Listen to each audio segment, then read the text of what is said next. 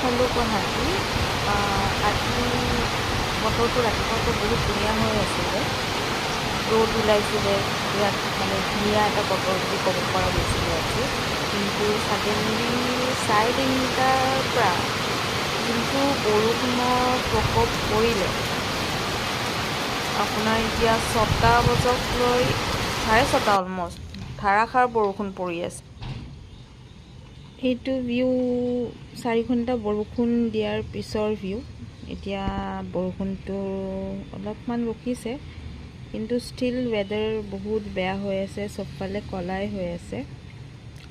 Hopefully বৰ্তমান চাগে বৰষুণ নাহে, যিহেতু কাৰণে যোনবিলাক পাৰ্চন অফিচৰ পৰা নিজৰ বেলেগ বেলেগ কামৰ পৰা যোনবোৰ বা ষ্টুডেণ্ট যোনবোৰ টিউশ্যন গৈছে বা কলেজৰ পৰা আহি আছে তেওঁলোকে হ'পফুলি আহি পাব ঘৰত। কিন্তু বৰষুণৰ কাৰণে গুৱাহাটীৰ প্ৰায়ভাগ জেগাতে বহুত বানপানী হৈ গৈছে।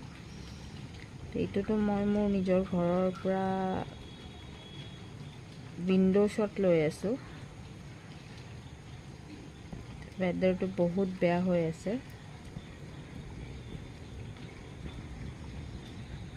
হ'পফুলি চব ভালে ভালে ঘৰত আহি পাব।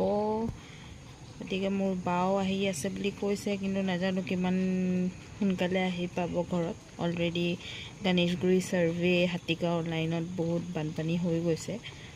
আমাৰ বেক চাইডৰ ৰাস্তাটো হৈছিলে, বাট এতিয়া নামি গৈছে পানীখিনি। লেটছ চি কি হয়। কিবা আপডেট থাকিলে মই নিশ্চয় আপোনালোকক জনাম।